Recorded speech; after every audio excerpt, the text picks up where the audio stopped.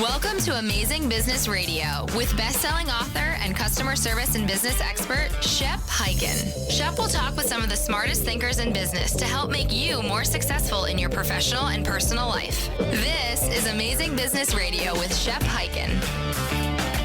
Hello, everybody. Shep Hyken here, back with another episode of Amazing Business Radio. I'm excited and intrigued for our guest today. It's Michael Podolsky, who is the CEO and co-founder of, are you ready for this name? PistConsumer.com, which is a review and reputation management platform.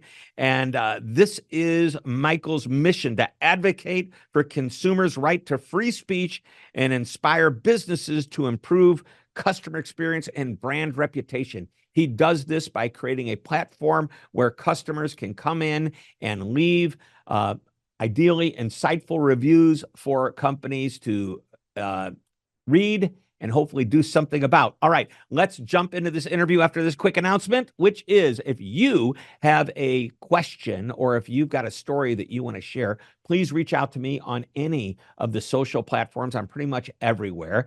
Leave the story there, and I may share it here on this broadcast or perhaps in my newsletter. Or if it's a question, make sure you use the hashtag AskShep. Again, I'll either answer the question in that channel, on this show, in my newsletter. And by the way, if you want to subscribe to my newsletter, just go to hyken.com, Hyken.com. All right, let's jump into our interview with Michael Podolsky. Michael, welcome to the show. Shep, happy to be here. Really waited a long time for you to invite me. Well, I remember meeting you the very first time. I believe it was at a CCW event. Is that correct? Yeah, probably yes, in Vegas. Yep, CCW in Vegas. For those that don't know about CCW, if you are in the contact center world, you would know that CCW is Customer Contact Week. It used to be called Contact Center Week.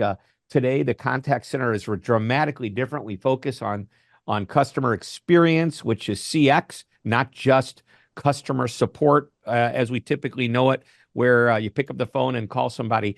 But you and I first met, and you said you have this organization you called the Pissed Consumer, and I was going, what the heck is this about? And what an interesting name. And maybe when I first heard it, I wasn't sure what to think. But why don't we just real quickly, before we get into some of these questions, give us a little background on how you came up with that name? Because boy, it is catchy, isn't it? I'm sure some of us have been that way. Shep, thank you. Yes, I am actually the original pissed consumer. I'm the person who 18 years ago got pissed once. Now Just once? Just once. That's all it took. Now 200,000 companies are pissed at me for starting PissedConsumer.com. Wow. And why are they upset with you? I believe companies are upset with me because I am holding up mirror really well and showing the companies what's there. Again, the companies could be upset with me because, well, I don't find it fair for companies to be upset with me. I can just give you the reflection of why I feel they're upset with me. They're upset with me because I give consumers a free reigning world where people can write whatever they need to write about the companies. Today's consumer does not trust to leave a review on a company's website. That trend changed about 7 years ago. Consumers used to write reviews on companies' websites. Today's consumer do not trust to leave a review to a company, especially if it is a negative review. They think they're going to pull it down. Exactly. Right. Which is why maybe you go to more of a general public forum like a Travelocity or TripAdvisor or something like that. Or they go to PissedConsumer.com and they leave their review there. What's the likelihood? And I know I have a number of questions, but what's the likelihood that the brand is going to see that customer left a review on your site and then do something about it? We would love all companies to at least read reviews on Pissed Consumer. Whether I do not have a clear answer to you. What is the percentage of companies that react to negative reviews left on past consumer. There are certainly a large number of companies that do respond to consumers, and I totally applaud, and they want companies to work with consumers and respond to them. A consumer that is upset in reality wants other customers not to suffer the same fate. And what it means to me, consumer wishes company well, giving them a little bit of criticism, wants company to fix the issues that they are highlighting. Yeah. That's what's important. Right. I agree. You know, I was just recently in New York where you live. Actually, you live on Long Island. And I was at a store and I was really going to the store for research because I didn't think I was going to buy anything from them. But when I was taken care of so well, before I made my purchase, I said, let me think about this and come back later today. And I said, I promise I'll be back to let you know one way or the other. It was right near our hotel, right? And by the way, when I did go back to make the purchase, I said, did you think I was coming back? And the owner of the store said, yeah, 50-50. A lot of people tell me they're going to come back and don't. But here's what I did. I immediately went to Google and looked at the reviews. And there were several hundred reviews. And for about every 20 to 25 reviews that were all 5 stars, there was a 1. And man, that 1-star ranking blasted the company. But underneath it was, we are so sorry to hear this. This is not how we like to operate. You need to please reach out to me immediately so I can rectify the situation. You can see we have quite a few people that are very, very happy with this, and I want to turn it around and make you happy too. And I saw that. I thought, and by the way, every one of those 1-star reviews or 2-star reviews were answered the same way. Please let me know. And I felt confident doing business with them.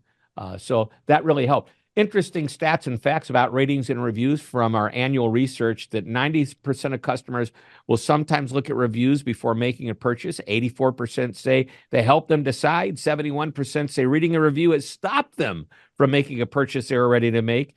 And there is some skepticism around it, but I just throw that out there. So let me go ahead and start with the question that I wanted to kick off, which is your idea of what the foundation of customer experience lies and how it's focused on an internal process is where it starts. Absolutely. Customer service department, customer service team.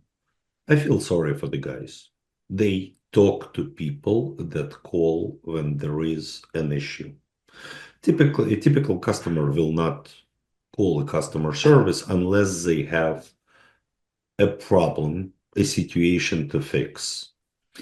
Different companies operate differently, but typical consumer start thinking about customer service when there is some sort of misunderstanding that has occurred. And customer service job is to fix that misunderstanding or to align expectations between the company and the consumer.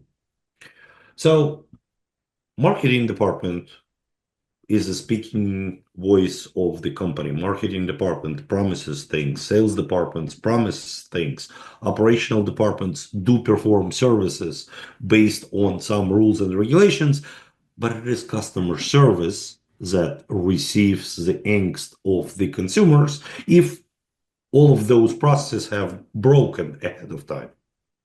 So if a consumer comes to the service or to a product and it's not up to their expectations, they're picking up the phone and they're calling customer service. Or they're looking online how to get clarification, to avoid the words issues and stuff like that. Most of the communications that occurs with customer service is due to miscommunications ahead of time. Interesting. So it's not like a product breaks or there's an issue. You feel it's miscommunication. Is it a miscommunication of a promise or an expectation that's been broken? Because you mentioned alignment of expectations. You either are fixing a problem or realigning expectations. Alignment of expectations is a better term to use, because yes, if the product broke and the consumer expected product to work, but it has broken. So it's a realignment of the expectations. But it is the customer service that is responsible to address it verbally with consumers. But customer service cannot be only responsible for addressing it. It has to be good customer, on my opinion, good customer service department would internalize the information that consumer has passed on to them. Go to the operations department, go to the engineering, go to the marketing, and tell them, guys, you've set a consumer expectation to be here, but in reality, it's up here. There is a disconnect that we need to address. Let's bring up the service level in operations, in logistics, wherever department that may be, so that we align expectations of today's consumers to the capabilities of our companies, so that customer service has less work to do Yeah. and improve the service of the company to consumers. Right. And you have a comment in my notes here that customer service is the face of a business. And I think you could look at it one way of saying, you know what, they're the front line. If something happens, that's who gets called. But to your point just now, it's like we're not only the face, we're the conduit of information that can go back to those various departments that you just mentioned and get problems fixed so that we can avoid them from happening again in the future. 100%. And I'll add even more realizations that I had just recently. Why do you have to learn on your own mistakes when you can learn from mistakes of your competitors? Start reading the issues that your competitors have faced and ask yourself a question. I mean, it's all public information. Read the information, what has transpired with your competitors. Airline flies airplanes, whether it be Delta or American Airlines. Problems that American Airlines faces, most likely very similar to Delta's. Why don't Delta's CEO ask themselves, okay, American Airlines seems to have this problem. Do I have this problem? So you're saying reviews can become a great form of research on how to eliminate problems in the future. And by reviews, I'm not talking about our own reviews. You're suggesting we look at our competitors' reviews and do intel. I think that's brilliant because there's two things that you can learn by looking at reviews. You'll learn what they're doing right and what they could be doing wrong. Whatever they're doing wrong, if you're doing it, figure out a way to stop it. Whatever they're doing right, if you're not doing it, maybe you should, which is what I love. Let's take a quick break. When we come back, I have several other topics I want to cover.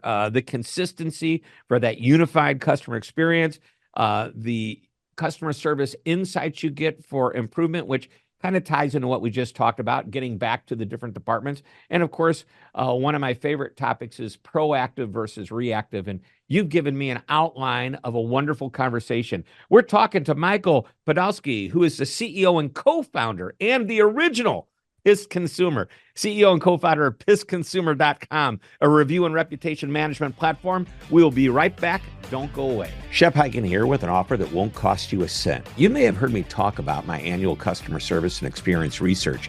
We've surveyed thousands of customers matching the U.S. Census for age, gender, ethnicity, and geography, and we find out what customers love, hate, and want in a customer experience. What's the number one customer experience that almost every customer desires? What makes them come back? What makes them leave?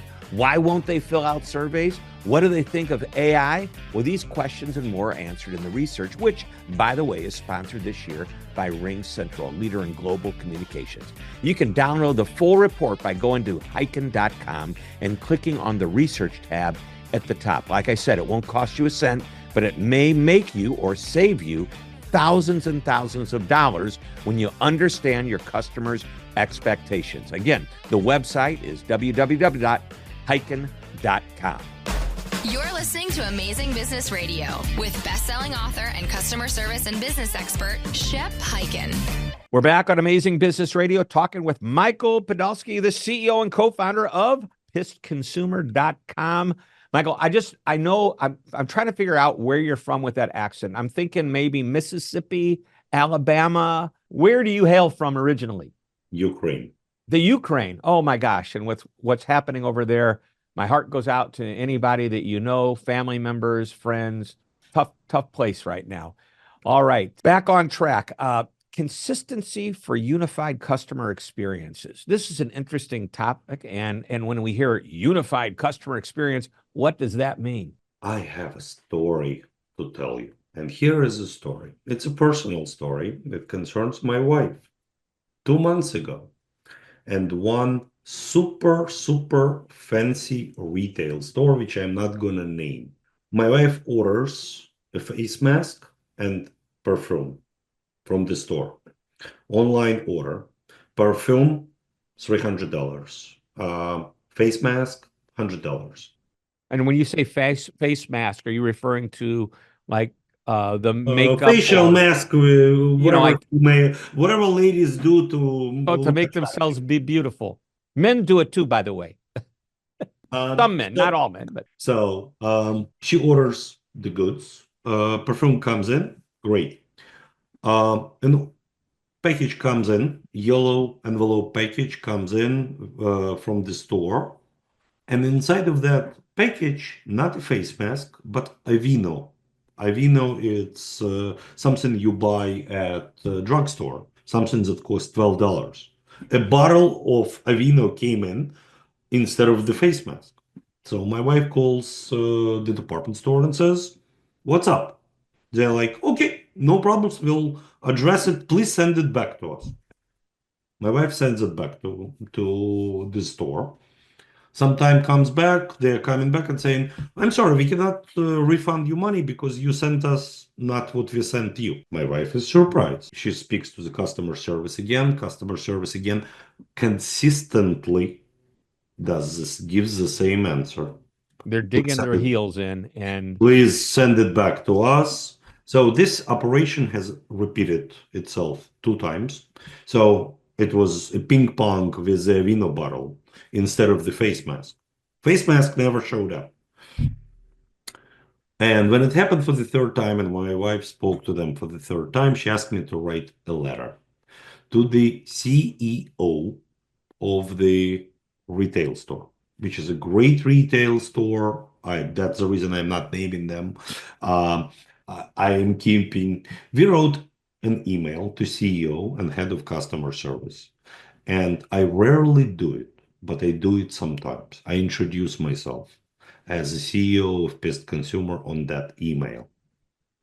We've got a refund in 45 minutes on email that was sent on Sunday. wow. Consistency, the questions that you've asked, the reason I explained this story is for the following reason. Consistency sometimes hurts.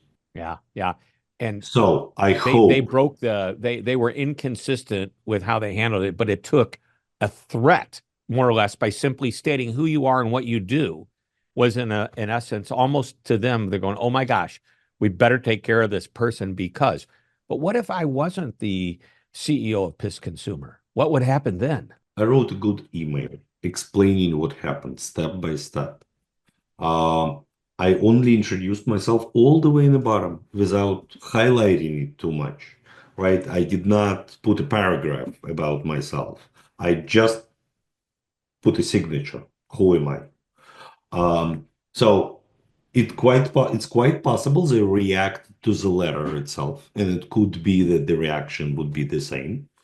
But in this case, consistency that customer service had and protocols that customer service had, we do not understand as a consumers. My wife didn't understand. I didn't understand. Why did we get an Avino bottle in the first place? Something is broken in the logistics department at that store. In that letter, I advised that CEO to consider the fact something happened with that package when it was originally sent. The store doesn't sell a vino bottle. This department store does not sell a That's vino. bizarre. Yeah. Maybe It they is have a fulfillment center that one of their customers at the fulfillment center does have a third party fulfillment center.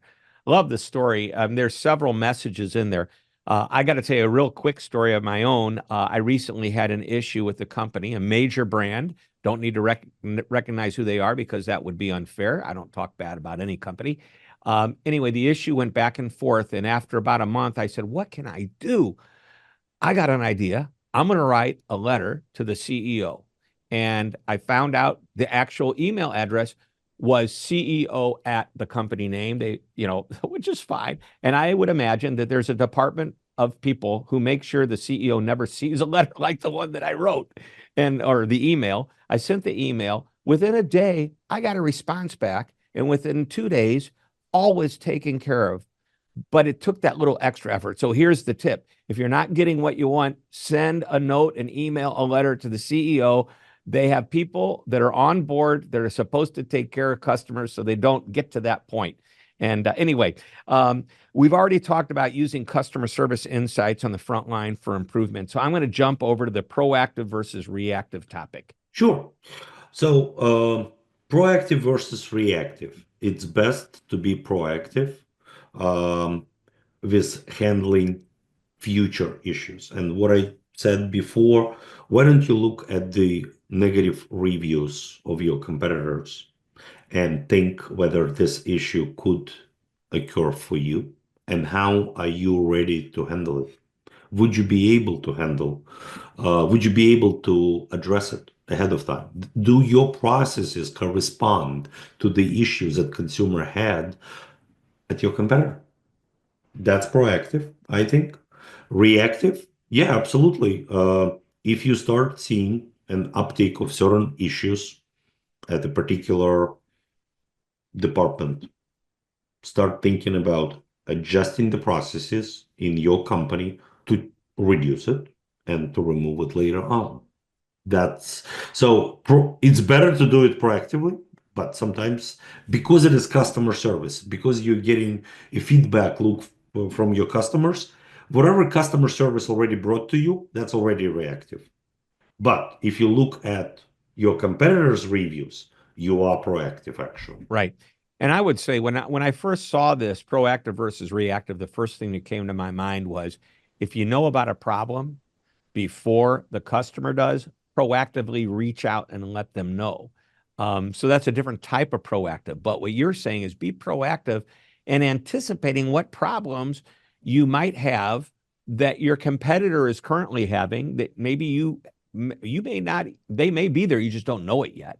So, and I would say, and add to that, train the people to properly respond to anything reactive that happens to come in.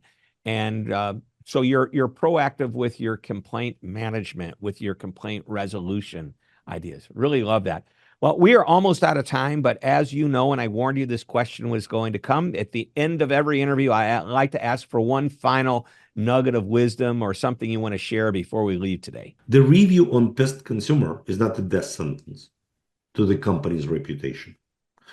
Review on pest consumer can be amended, rating could be changed, and review could be deleted by consumer if the company addresses the issue.